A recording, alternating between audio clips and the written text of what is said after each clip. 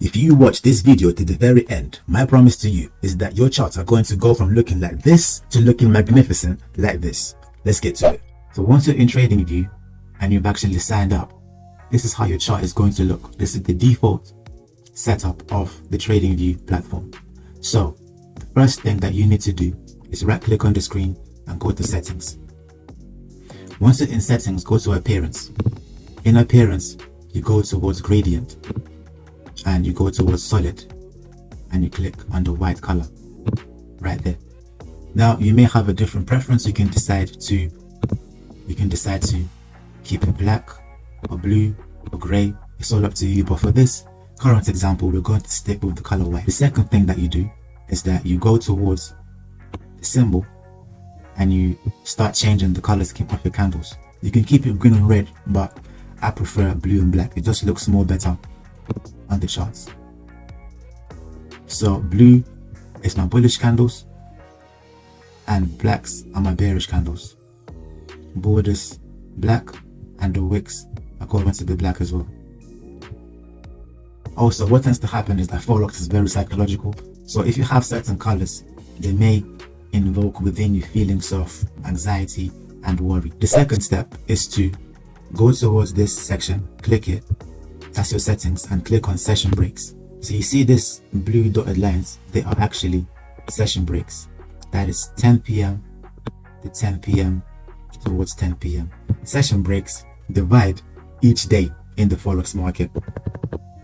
So now you know exactly where you are. This is Friday 18th of November. That was Thursday, Wednesday 16th, Tuesday, Monday. So you know exactly where you are in the Forex market. There are 24 hours in a day. We are on 1H time frame.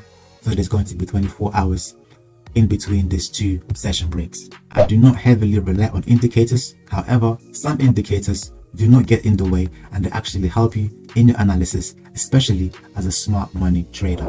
Indicator number one is Asian range and kill zones. Let me set that up. So within each day, it marks out your Asia session. Nice and simple, doesn't get in the way, no commotion. It doesn't tell you what is going to happen, it is just there. So whenever I look at the charts, I know exactly where is the Asia session and I'm ready for the London session open. That's indicator number one. Indicator number two is high-low day box. Let me just click it right there. What this indicator does, now it's not going to look like this for you. So in order for this indicator to look like this, you're going to have to tweak the settings. So within style, I have the daily high blue and the daily low black to make sure that it matches my color scheme on my chart. And within this section, I go to step line with diamonds.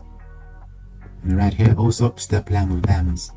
Once you do that, within the inputs, keep it the same. This is it. This is how your chart is going to look. So what's the purpose of this indicator? The purpose is this. It marks out the high and the low of each day. Now that's very important.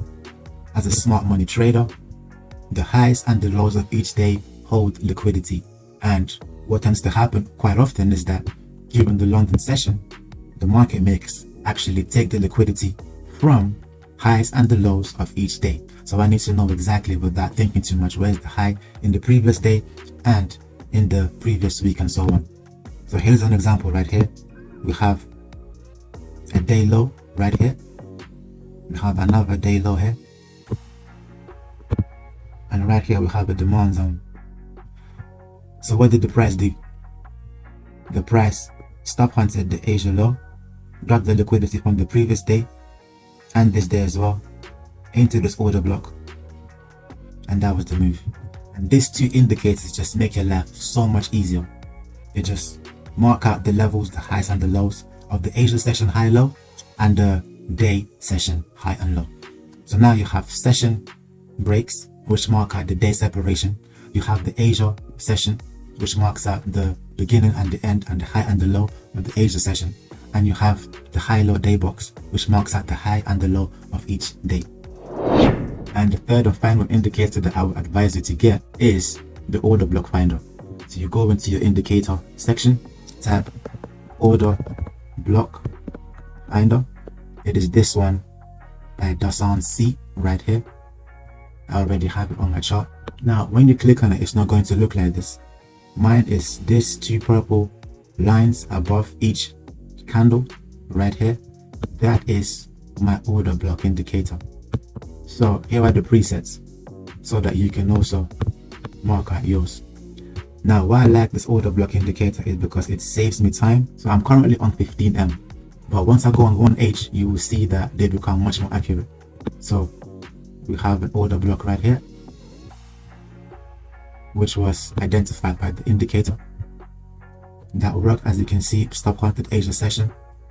That's the liquidity grab and that's the move. We have another order block right here. If we mark it out, this is the move during the London session. That's the stop hunt. This one was absolutely perfect. We have another order block here. As you can see, the reaction was perfect. Stop hunt, that's the move. We have another flips on order block over here, and the price reached it over here. Here's the reaction. So as you can see, nothing in Forex is perfect, but this indicator, it really saves you time. It helps you to pinpoint where are the order blocks real quick.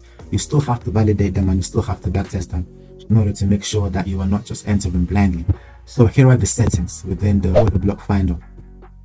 So you go to the input section, only highlight these three relevant periods to identify OB5, and go towards style. I'll go very slowly so that you can pause the video and actually take a screenshot of all the settings.